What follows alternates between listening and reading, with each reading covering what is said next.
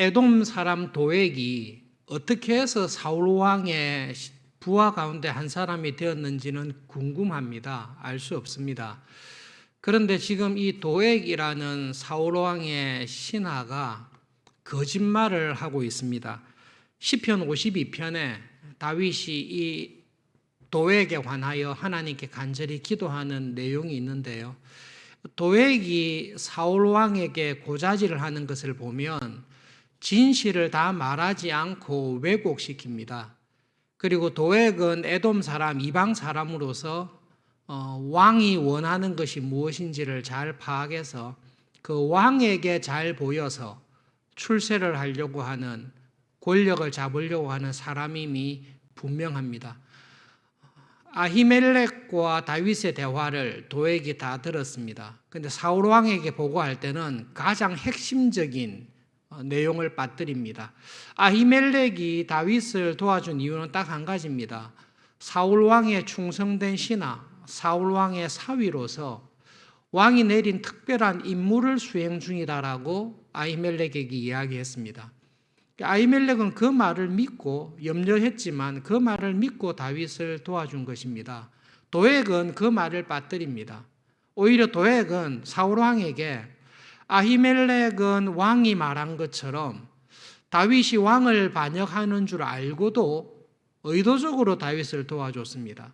다윗이 왕을 피해 도망가는 것을 알고도 그에게 빵을 제공해 줬고 무기가 없는 그에게 왕에게 대적할 수 있도록 골리앗의 칼을 주었습니다. 도액의 내용을 가만히 들어보시면 이 사람은 거짓말을 하고 있습니다. 사울 왕은 자기가 원하고 싶은 소리만 듣고 있습니다.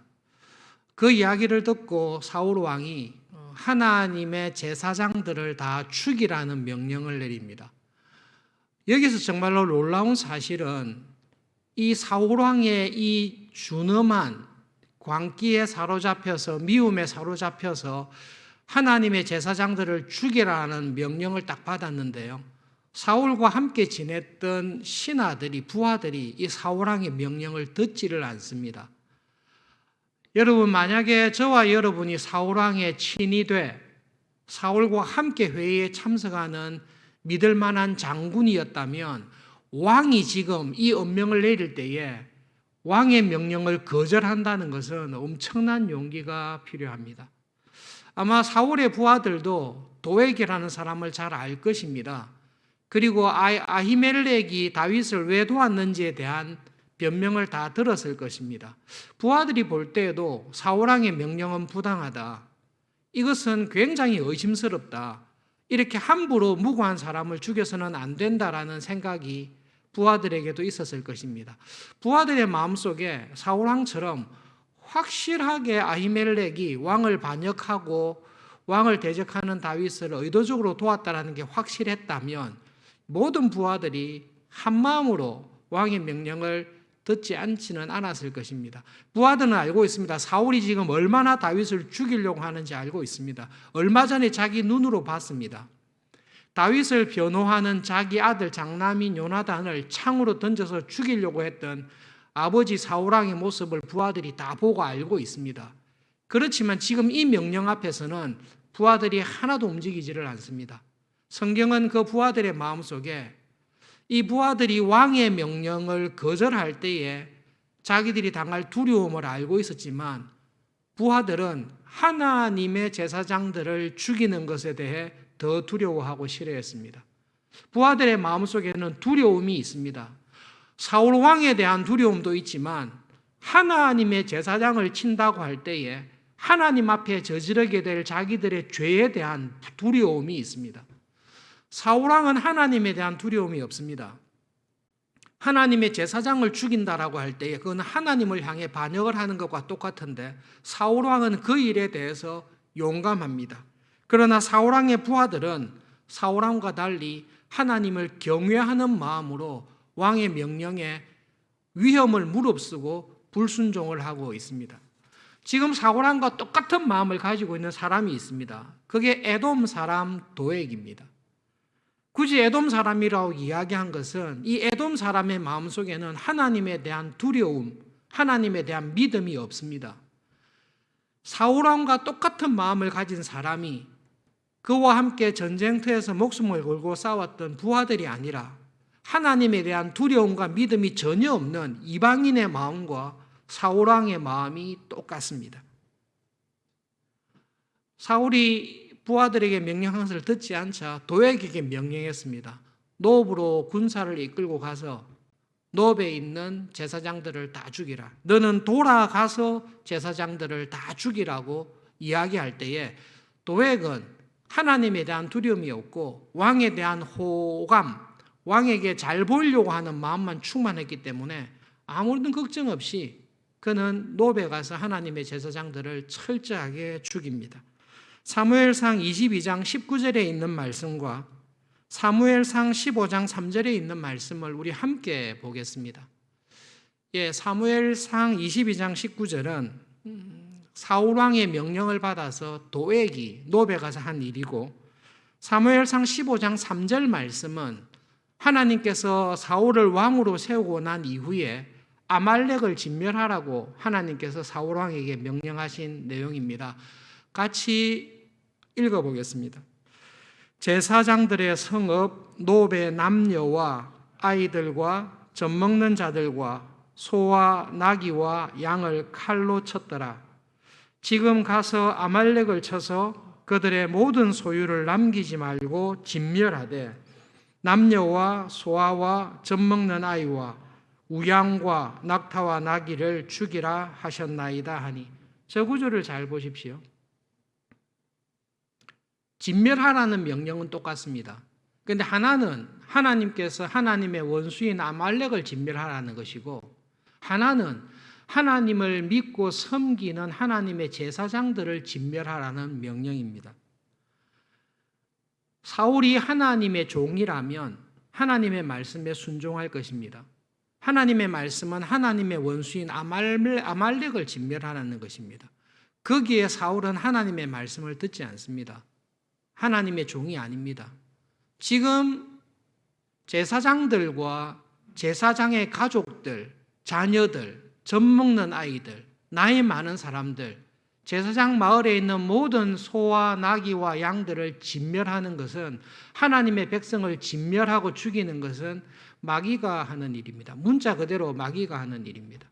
예수님께서 베들레헴에 태어났을 때에 그 소식을 듣고 이스라엘의 왕으로 나신 자를 진멸하고 죽이기 위해서 2살 이하의 모든 아이를 죽이라고 명령한 것이 헤롯입니다. 에돔 사람 헤롯입니다. 에돔 계열의 헤롯입니다.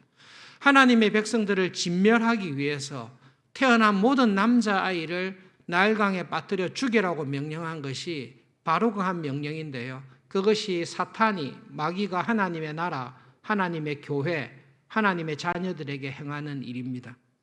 사울은 하나님께서 부름받은 하나님의 일꾼입니다. 하나님의 종입니다. 그런데 지금 사울이 하고 있는 일은 하나님의 일을 하고 있는 것이 아니라 마귀의 일을 하고 있습니다. 하나님의 신실한 종으로 부름받았던 사람이 지금 그 자리를 떠나서 마귀가 하는 일, 사탄이 하는 일의 하수인으로 쓰임을 받고 있고, 자기는 그 일을 충성되게 이행하고 있는 모습을 보여주고 있습니다. 여러분 한번 생각을 해보십시오. 정말로 이게 참 끔찍해서 상상하기도 좀 그렇는데요. 누군가 한 사람이 평안하게 살고 있는 여러분 집에 한밤중에 갑자기 쳐들어와서, 혹은 대낮에 쳐들어와서 여러분의 아내와 자녀들을 무참하게 칼로 다 죽여버립니다. 여러분이 모시고 있는 연로하신 부모님을 무참하게 다 죽여버립니다. 여러분이 가지고 있었던 모든 재산과 애완견과 모든 것을 완전하게 다 죽여버렸다라고 생각해 보십시오. 그런데 범인을 찾고 보니까 그 범인이 누군가 하면 내 가족을, 내 자녀들을, 나의 재산과 부모를 잘 지키고 보호하라고 책임을 주었던, 그 일을 맡겨놓았던 사람이 나를 배신하고 나의 모든 가족들을 다 죽였다라고 생각해 보십시오. 여러분이 만약에 하나님이시라면, 여러분 가정에 그런 일이 일어났다면 여러분은 그 사람에게 어떻게 대하시겠습니까? 우리 가운데 한 사람도 이 유혹에서는 떠날 수 없을 것입니다. 만약에 내가 은혜를 줘서 나의 가족과 자녀와 모든 것을 지키도록 맡긴 그 사람이 나에게 받은 은혜를 배반하고 배은망덕하여 오히려 나의 가족들과 부모와 자녀들을 다 죽였더라면 그거는 참을 수 없는 거죠. 그거는 반드시 죽여야 됩니다. 그거는 확실하게 죽여야 됩니다. 땅 끝까지, 지옥 끝까지 찾아가서라도 죽여야 될 것입니다. 하나님께서 그 일을 당하셨습니다. 하나님께서 사울에게 지금 그 일을 당하셨습니다. 그런데 왜 하나님께서는 사울 왕에 대해서 벼락을 내리시지 않습니까? 그런데 왜 하나님께서는 지금 사울 왕이 이 일을 계속함에도 불구하고 사울을 용납하고 사울에게 재앙을 내리시거나 사울에게 벼락을 내리시거나 사울에게 엄청난 진노를 퍼부으셔야 되는데 왜 하나님께서는 사울에게 대해서 아무런 행동을 취하지 않고 계십니까? 왜 자기의 제사장들이 물론 엘리야와 홈리와 비느하스는 잘못을 저질렀습니다. 그러나 지금 아히멜렉과 롭에 있는 제사장들은 홈리와 비느하스와 같은 죄를 짓고 있는 사람들이 아닙니다. 정말로 경건하게 믿음 안에서 살기 위해서 애를 쓰는 하나님의 제사장들입니다. 대제사장과 모든 사람들, 모든 가족들을 다 죽였을 때에 하나님께서는 알고 있습니다. 사울이 제사장들을 죽임으로 하나님을 향해 요나단을 향해 창을 던지던 사울이 하나님을 향해 칼을 들고 하나님을 죽이고 있다는 것을 하나님께서는 알고 계십니다. 왜 하나님께서는 사울 왕을 지금 당장 죽이시지 않습니까? 여러분, 성경을 보시고 믿음 생활할 때에 정말로 우리는 하나님을 알고 있습니까? 여러분, 내가 알고 있는 하나님과 성경에서 말씀하시는 하나님은 정확하게 맞는 하나님이십니까? 아니면 성경에서 말씀하시는 하나님과 내가 스스로 생각하는 하나님은 많은 차이가 있는 하나님입니까? 우리는 생각할 때 하나님께서는 다윗에게는 은혜를 엄청 많이 베푸시고 사울에게는 은혜를 거의 베푸지 않은 것처럼 우리는 오해합니다. 여러분, 오늘 본문 사건을 보십시오. 그리고 이전에 있었던 일들을 보십시오. 그리고 앞으로 진행될 일들을 보십시오.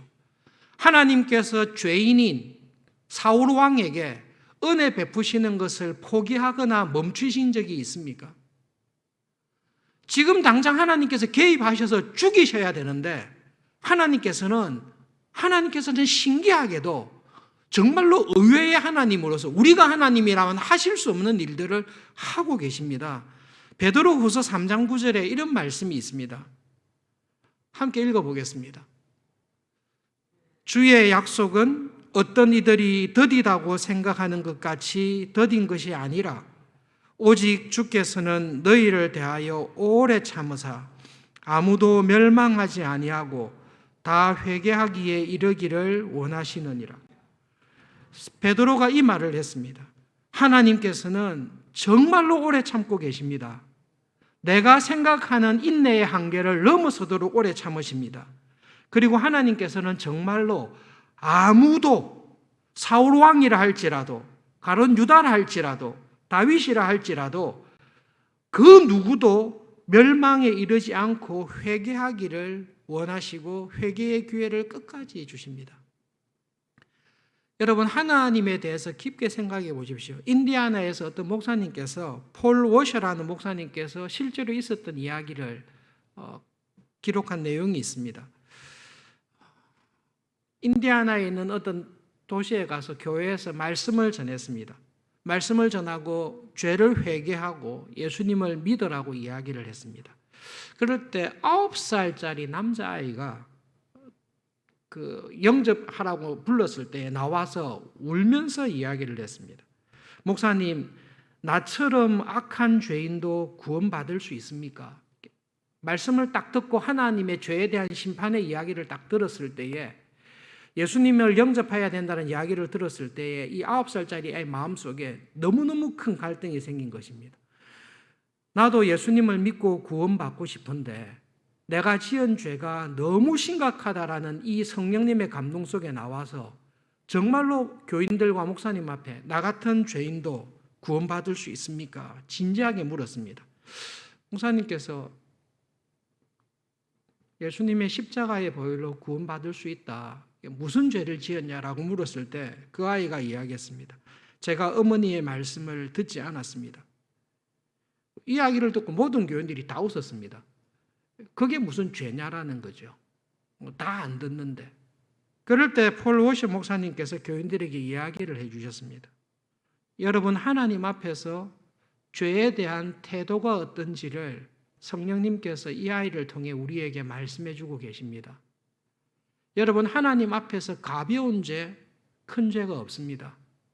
예수님께서 십자가에서 나의 죄를 대신하여 죽으셨을 때에 살인한 것, 간음한 것, 도적질한 것, 이런 큰 죄를 위해서 죽으셨을 뿐만 아니라 미워한 것, 시기한 것, 함부로 비판한 것, 거짓말한 것, 그 죄까지 예수님께서 짊어지시고 나를 대신하여 죽으셨습니다. 여러분, 우리는 죄를 가볍게 여깁니다. 우리는 어떤 죄를 가볍게 생각합니다. 그러나 하나님에게 가벼운 죄라는 것은 없습니다. 아무리 가벼운 죄라 할지라도 죄를 미워하시는 하나님께서 보시기에 내가 지은 가장 가벼운 죄, 하나님 미워하는 게 뭐 큰 죄입니까? 비판하는 게 뭐 큰 죄입니까? 영적으로 게으른 게 뭐 큰 죄입니까? 그러나 그 죄가 하나님께서 보시기에 예수님을 십자가에서 죽이실 수밖에 없는 그 죄라는 것을 우리에게 말씀해 주고 계십니다. 하나님 앞에 사소한 죄가 있습니까? 하나님 앞에 정말로 무거운 죄가 있고 사소한 죄가 있습니까? 그 모든 죄가 나를 대신하여 하나님의 십자가에서 쏟아부으시는, 죄에 대해 쏟아부으시는 하나님의 진노와 지옥의 저주를, 내가 지은 사소한 모든 죄를 예수님께서 담당하시고 죽으신 것입니다. 사울왕은 용서하기가 참 힘들지요. 내용만 봐도 이거는 용서의 범위를 넘어났다, 은혜의 범위를 넘어났다라고 생각할 수 있습니다. 주중에 갈렙 성경 공부를 하면서 은혜, 하나님의 은혜라는 책을 읽은 적이 있습니다.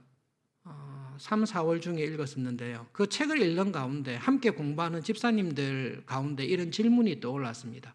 전부 다 실화입니다. 실제로 있었던 일입니다. 그 중에 한 사람에 대해서 함께 공부하던 집사님들께서 이 사람은 너무하다. 이 사람이 지은 죄를 볼 때에 이 사람이 마지막 순간에 이렇게 회개했다고 해서 하나님께서 이 사람을 용서해 주시고 이 사람이 정말로 구원을 받았다라고 정말로 그렇게 생각할 수 있겠냐라고 마음에 너무나 갈등을 일으키는 사람이 한 사람이 있었습니다. 여러분, 우리는 하나님을 아는 것 같지만, 정말로 하나님을 아는 것 같지만 내가 알고 있는 하나님이 성경에서 말씀하신 하나님인지를 우리는 기도하면서 은혜를 구해야 됩니다. 부모님의 말씀을 안 들었습니다라는 것을 가지고 정말로 슬퍼하며 나 같은 사람이 구원을 받을 수 있습니까? 라는 것을 우리는 이해를 하지 못합니다. 또 한 가지, 너무 심각한 죄를 지었을 때에 아무리 은혜의 하나님이라 할지라도 저 사람의 죄는 절대로 용서 못한다. 우리는 그렇게 하나님을 생각할 수가 있습니다. 하나님의 제사장들, 백성을 보호해야 될 사람이 하나님의 가장 신실한 사람들을 죽였습니다. 자기의 욕심으로 죽였습니다. 구약의 사울왕과 똑같은 이름을 가진 사울이 있습니다. 그 사람이 하나님의 교회를 핍박했습니다. 예수님을 믿는다는 이유만으로 온 데를 쫓아다니면서 그 사람들을 잡아서 투옥하고 고문하고 핍박했습니다. 주님께서 세우신 교회에 정말로 경건했던 서대반 집사를 돌로 쳐서 죽이는 일에 제일 앞장섰던 사람이 있습니다. 똑같은 이름을 가지고 있습니다. 사울입니다. 그 사울이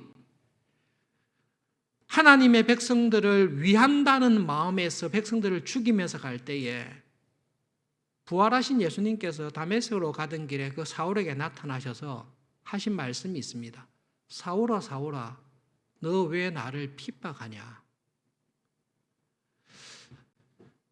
우리가 아는 하나님이시라면 다메섹으로 가서 다마스커스에 있는 거기에 피한 교인들을 잡아서 죽이고 감옥에 넣기 위해서 가고 있는 사울에게 나타나셔서 내가 참다 못 참겠는데 너는 가서 죽을 거다, 그렇게 말씀하셔야 우리에게 맞는데요. 예수님께서 사울에게 나타나셔서 너 왜 나를 핍박하냐라고 이야기하시면서 그에게 회개할 은혜를 주십니다. 그 은혜를 받고 사울이 변하여 바울이 된 것입니다.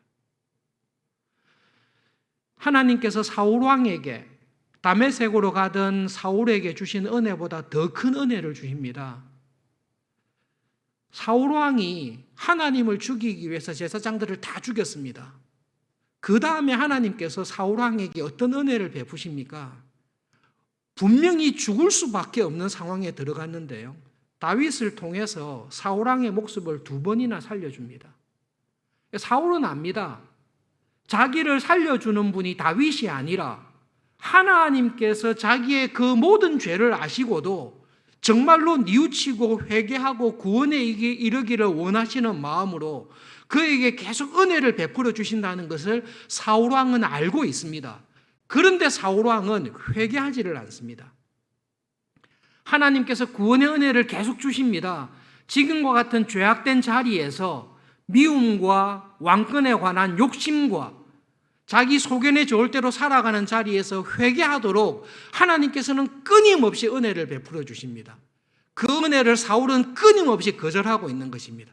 그것이 이미 지옥에 있는 사람의 상태입니다. 하나님께서 은혜를 주십니다. 회개의 기회를 계속 주십니다. 죽는 날까지 주십니다. 그게 하나님께서 죄인을 바라보시는, 저와 여러분을 바라보시는 은혜로우신 하나님께서 죄인을 불쌍히 여기시는 마음이십니다. 그 은혜를 계속 베풀어 주시는데요, 사울은 그 은혜를 받고도 다메섹으로 가던 사도 바울이 받았던 은혜보다 더 큰 하나님의 은혜를 경험함에도 불구하고 죄악된 자리에서 벗어나지를 않습니다. 여러분, 사울 왕은 하나님의 은혜를 안 받은 사람이 아니라 하나님께 받았던 은혜와 축복이 독이 된 사람입니다. 사울 왕이 처음 왕이 될 때에, 지금으로부터 한 30년 전쯤 되겠죠, 이 사건이 있기 한 30년 전쯤에 하나님께서 그에게 은혜를 베푸셔서 이스라엘의 초대 왕으로 삼았을 때를 우리는 다 기억하고 있습니다. 그때 사울이 어떻게 했습니까? 저는 왕 될 자격이 없습니다. 저는 뭔가 하나님 앞에 내세울 것이 없습니다. 사람들이 그를 찾았을 때에 술에 대해 숨어 있었습니다. 하나님의 은혜로 왕이 되었습니다. 하나님의 은혜로 왕의 모든 권력과 복을 다 누리게 되었습니다. 그러나 하나님께서 그에게 주신 성공이, 명예가, 그에게 주신 직분이 독이 된 것입니다. 하나님의 은혜 안에서 하나님의 종으로 계속 살아가고 하나님의 사람으로 평생 귀하게 쓰임받을 수 있는 복을 받았는데, 그런 하나님께 받았던 은혜와 축복을 가지고 하나님의 종이 된 것이 아니라 마귀의 종으로 자기 자신을 변화시켜 간 사람입니다. 영적으로 깨어있지 않습니다. 하나님의 말씀에 귀를 기울이지 않습니다. 하나님께서 하라고 하는 일을 하지 않습니다. 내가 왕인데, 내가 목사인데, 내가 이미 장로가 되었고 권사가 되었고 직분자가 되었는데, 내가 이미 하나님의 은혜로 경제적으로 안정을 누리게 되었는데 그것을 놓치기를 싫어하고 하나님의 사람으로 부족한 저를 써주십시오, 저에게 주신 모든 것이 하나님의 축복이니 하나님 저를 써주십시오라는 하나님의 종으로, 그리스도의 좋은 군사로, 하나님 나라의 일꾼으로 살아가는 일에서 사울은 점점 멀어지고 있습니다. 점점 멀어지고 있습니다. 여러분, 지금 나의 모습은, 여러분의 모습은 어떻습니까?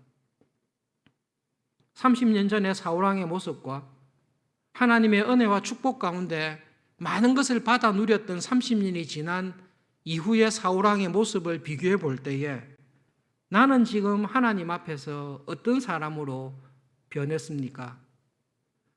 여러분, 우리는 다 변합니다. 우리들 가운데 안 변한 사람은 한 사람도 없습니다. 우리들 가운데 태어날 때의 모습을 가지고 있는 사람 아무도 없습니다. 우리는 이미 장성하였습니다. 많은 것이 변했습니다. 그리고 우리는 죽는 날까지 계속 변해갈 것입니다. 성장기에 있을 때의 외적인 변화는 이미 끝났을지 모르지만 하나님 앞에서 하나님의 사람으로 살아가는 우리의 속 사람은 하나님의 나라에 들어갈 때까지 항상 변화할 것입니다.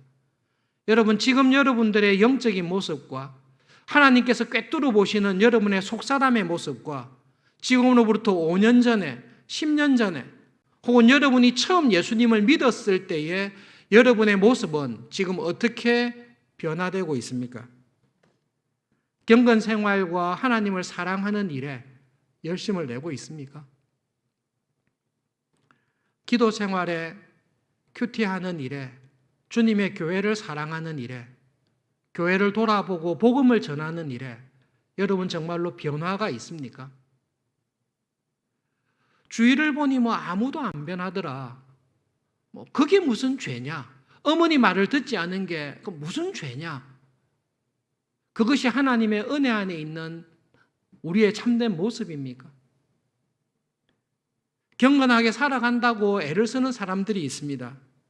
전보다 더 열심히 말씀을 읽고 선지자 노릇하고 귀신을 쫓아내고 능력을 행하며 금식과 11조와 모든 일을 다 하고 있습니다.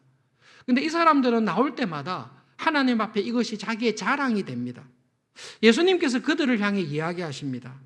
나는 너희들을 전혀 모르겠다고. 나는 너희들을 전혀 모르겠다고.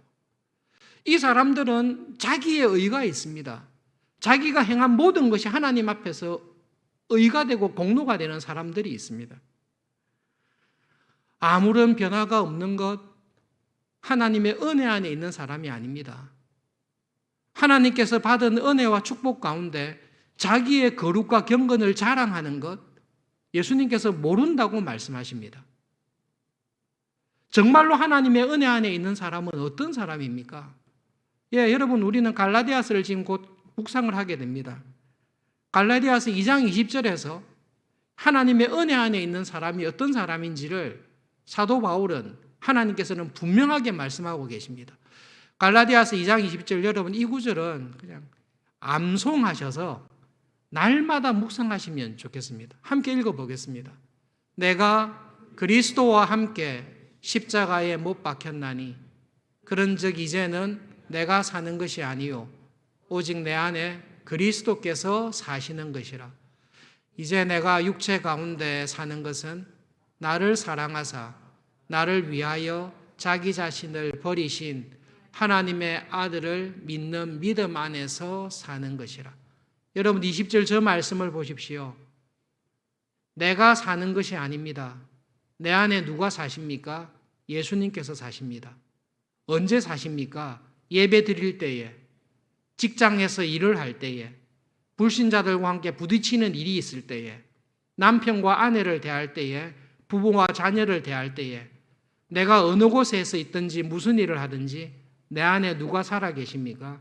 예수님께서 살아 계십니다. 내 안에 예수님께서 살아 계시라는 것을 정말로 인정하는 사람, 내가 하고 싶은 말을 하는 것이 아니라 예수님께서 하기 원하시는 말씀을 하는 사람, 그 사람이 하나님을 아는 사람이고 하나님의 자녀가 된 사람입니다. 여러분, 내가 하나님을 정말로 알고 있습니까? 내가 정말로 하나님의 은혜 안에 거하고 있다는 것을 어떻게 알 수 있습니까? 예배를 열심히 드립니다. 기도 열심히 합니다. 말씀을 열심히 봅니다. 예, 맞습니다. 그 모든 것들이 하나님을 알고 은혜 안에 살아가는 것입니다. 그런데 그 모든 활동을 통해 정말로 내가 하나님을 알고 하나님의 은혜 안에 있다면 그 모든 것을 통해 나에게 어떤 열매가 나옵니까? 라고 물었을 때에 여러분, 성경은 너무나 분명하게 이야기합니다. 내가 정말로 하나님을 알고 정말로 내 안에 예수님께서 살아계시고 정말로 내가 구원받은 하나님의 은혜 안에 사는 사람이라면 나는 마음을 다하고 목숨을 다하고 힘을 다해서 날마다 하나님을 사랑하면서 살아갑니다. 이웃을 사랑하면서 살아갑니다. 그것이 하나님의 은혜 안에 살아가는 사람, 하나님을 아는 사람, 하나님의 자녀가 된 사람입니다. 하나님의 자녀가 되었습니다. 그런데 하나님에 대한 사랑이 멈추었습니다. 그런 사람은 아닙니다. 내가 하나님을 사랑합니다. 하나님을 믿는 믿음 안과 은혜 안에 있습니다. 그런데 여전히 미운 사람은 밉습니다. 싫은 사람은 싫습니다. 이웃에 대한 사랑이 변하지 않습니다. 그런 사람은 행함이 없는 믿음이요, 하나님의 은혜에서 이미 떨어진 사람입니다. 알곡인 것 같으나 교회 안에 들어와 있는 쭉정이요, 구원의 은혜가 있는 것 같으나 참 은혜에서 떠나 있는 사람입니다. 마치 사울왕과 같습니다. 참 포도나무이신 예수님께 붙어 있는 것 같습니다. 붙어 있어요. 보면 분명히 붙어 있어요. 직분자예요. 모태신앙이에요. 어릴 적부터 교회에서 잘 다녀 있어요. 그런데 하나님께서 딱 보시니까 열매가 없어요. 모태신앙이에요. 예배를 잘 드려요. 경건의 모양은 다 가지고 있는데 실제로 딱 보니 하나님을 향한 사랑이 자라지를 않습니다. 이웃을 향한 사랑이 자라지를 않습니다. 교회를 향한 헌신과 충성이라는 열매가 자라지가 않습니다. 붙어만 있는데 열매가 없습니다. 그러면 농부이신 주인이신 하나님께서 제해버리십니다.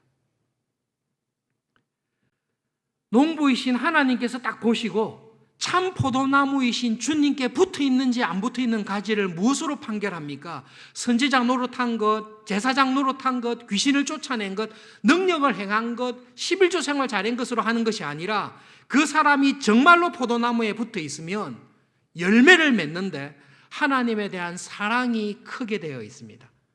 이웃에 대한 사랑이 자라게 되어 있습니다. 영적인 게으름과 나태에서 안타깝게 뉘우치며 열심을 품고 전심으로 주님을 사랑하는 일에 내 삶을 드리게 되어 있습니다. 하나님을 사랑하게 되어 있습니다. 참으로 포도나무이신 예수님께 은혜 안에 붙어 있는 사람은 그 마음속에 시기와 미움과 세상을 향한 욕심이 점점 없어지게 되어 있습니다. 예수님은 빛이십니다. 참 빛이십니다. 우리를 빛으로 부르셨습니다. 요한을 통해 하시는 말씀이 그 말씀입니다. 하나님은 빛이시라. 그 빛에는 어두움이 하나도 없습니다. 그 빛 가운데 우리를 이미 불러주셨습니다. 그래서 우리에게 뭐라고 말씀하시죠? 빛의 자녀가 되었으니 빛의 자녀처럼 행하라고 말씀하세요. 빛의 자녀처럼 열심히 행동하면 빛의 자녀로 삼아줄게를 말씀하시는 게 아니라 이미 하나님의 은혜로 나를 빛의 자녀로 삼으셨고 이미 하나님의 은혜로 참 포도나무이신 예수님께 붙여놓았으니 네가 예수님 안에 은혜로 붙어 있다는 것을 열매로, 예수님께로부터 나오는 열매로 네가 이 은혜 안에 있다는 것을 보여주어라. 이 열매가 무엇입니까? 이것이 성령님의 열매, 하나님을 사랑하고 이웃을 사랑하는 성품과 헌신과 믿음과 열심의 열매로 나오는 것입니다. 예수님을 믿고 난 이후에 지금까지 돌아볼 때 크게 바뀐 게 없습니다. 변화된 것이 없습니다. 그렇지만 나는 교회 생활을 열심히 하고 있고 구원을 받았다라고 생각하고 있는 교인들을 향해서 주님께서 열매를 살펴보시고 열매가 없는 가지는 찍어 버리십니다. 이신칭의의 교리를 믿습니다. 나의 이 모든 죄에도 불구하고 예수님을 믿는 믿음으로 구원받을 줄을 믿습니다. 예, 그 믿음이 있는데 그 믿음에 합당한 열매, 예수님께서 내 안에 계시고 내가 예수님 안에 있는 이 열매가 없습니다. 그 사람은 그 믿음이 가짜입니다. 그 믿음이 거짓입니다. 그 거짓인 믿음을 뭐라고 하는고 하면 죽은 믿음이다라고 이야기하고 그 거짓인 믿음을 갈라디아에서 하신 말씀이 너희들이 그렇게 믿는 복음은 거짓 복음이요 틀린 복음이요 하나님이 주신 복음에서 떠난 헛된 믿음이다라고 갈라디아서에서 야고보에서 우리에게 말씀하고 있는 것입니다. 갈라디아서를 묵상하시면서 사울왕의 삶을 자세히 살펴보시면서 하나님의 은혜 안에 거하여서 살아가는 사람은 어떤 사람입니까? 반드시 그 은혜에 합당한 열매를 맺습니다. 그 열매가 무엇입니까? 어제보다 오늘 하나님을 더 사랑하는 것입니다. 내가 어제보다 오늘 하나님을 더 사랑한다는 것이 무엇으로 나타납니까? 이웃에 대한 사랑과 섬김과 용서와 긍휼로 나타납니다. 하나님, 저는 하나님은 사랑합니다. 하나님에 대한 사랑이 점점 깊어지고 경건생활을 통해 깊어집니다. 그런데 저는 여전히 저 사람은 밉습니다. 여전히 저 인간은 싫습니다. 눈에 보이는 형제를 사랑하지 않으면서 눈에 보이지 않는 하나님을 사랑한다고 하는 것은 거짓 믿음입니다. 그런 복음 없습니다. 그런 은혜는 없습니다. 하나님의 참 은혜 가운데 살아가도록 우리를 이미 불러주셨습니다. 내가 그 은혜 안에 있다는 걸 어떻게 알 수 있습니까? 하나님의 종으로 계속해서 쓰임 받으시는 자리에 있기를 바랍니다. 마음을 다해서 애를 쓰셔야 됩니다. 자격이 없는 저희들을 목사로, 장로로, 권사로, 집사로, 성김이로 불러주셨습니다. 사울은 그 받은 복이 독이 된 사람입니다. 왕이 됐으니까 내 찾을 거 다 찾았다라는 거죠. 아니요, 하나님의 은혜 안에 거하는 사람은 하나님 아무런 이유 없이 은혜로 저에게 이런 직분을 주셨는데 정말로 하나님의 사람으로 죽는 날까지 하나님의 사람으로 마음껏 쓰임 받고 싶습니다. 저에게는 실력도 경건도 능력도 없지만 저를 불러주신 주님께서 써주실 것을 믿습니다. 저를 써주십시오. 주님의 교회를 위해 저를 써주십시오. 그 은혜와 사랑 안에서 이 땅에서의 남은 삶을 하나님 저를 써주십시오.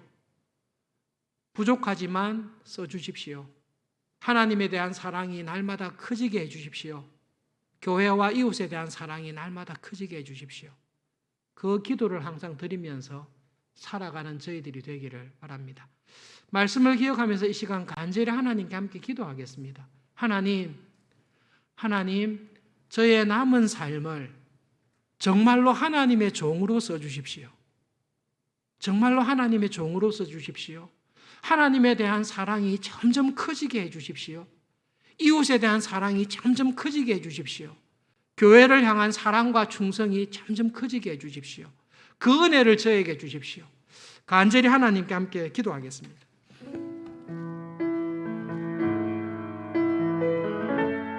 하나님께 받은 은혜와 축복이 하나님 독이 되지 아니하도록, 하나님께 받았던 경제적인 축복이, 하나님께 받았던 세상에서의 성공과 형통함의 축복이 하나님으로부터 우리를 떨어지지 않게 하도록 하나님 은혜 베풀어 주시기를 간절히 기도합니다. 하나님께서 나에게 주신, 우리에게 주신 모든 은혜와 은사와 축복과 사회적인 지위와 그 모든 책임이 내 삶의 모든 곳에서 하나님의 사람으로 쓰임받는 삶이 되기를 하나님 아버지 간절히 기도합니다. 주님의 교회인 서울중앙교회에서 뿐만 아니라 하나님 나를 두신 직장에서, 일터에서 나에게 맡기신 다양한 책임과 직책과 은혜 가운데서 하나님께서 두신 하나님의 종으로, 하나님의 사람으로 하나님 마음껏 쓰임받고 하나님의 나라와 뜻을 이루는 일에 충성을 다하며 하나님이 찾으시는 믿음의 열매를 맺으며 살아가는 우리의 남은 삶이 되기를 간절히 소원합니다. 그 은혜 가운데 우리를 붙잡아 주시옵소서.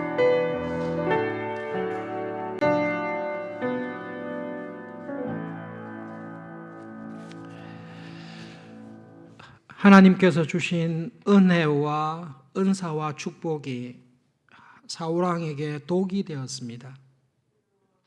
하나님의 종으로 평생 귀하게 쓰임 받을 수 있는 은사와 은혜와 복을 받았는데 오히려 그것으로 말미암아 하나님의 은혜의 자리에서 떨어져서 마귀의 종으로 끌려다니며 자기의 영혼과 자기의 삶을 파괴하는 유혹과 시험 가운데 빠진 것을 바라보며 하나님 은혜를 구합니다. 우리의 남은 삶이 하나님의 마음에 합한 사람으로 하나님의 종으로 귀하게 쓰임받는 삶이 되기를 간절히 소원합니다. 주님의 교회인 서울중앙교회 직분자로, 이 교회의 교인으로 하나님 우리를 사회에서 우리에게 맡기신 직책과 부르심과 삶의 모든 자리에서 하나님의 사람으로 쓰임 받으면서 살기를 진심으로 소원합니다. 세상 사는 사람들이 사는 것처럼 살지 않게 해주십시오. 우리의 삶의 자리에서 빛의 자녀로 하나님의 뜻을 이루는 일에 하나님의 종으로 쓰임받는, 하나님 앞에 서게 되었을 때에 착하고 충성된 나의 종이었다라는 칭찬과 인정을 받는 하나님, 그러한 삶을 살기를 소원합니다. 성령님 말씀을 통하여 날마다 저희들을 깨우쳐 주시고, 성령 하나님 우리의 연약함을 불쌍히 여기시고 지혜와 믿음으로 세상을 이기며 쓰임받으면서 살아가는 우리 교회 저희들이 되도록 이번 한 주간도 축복해 주시옵소서. 예수님의 이름으로 간절히 기도합니다. 아멘.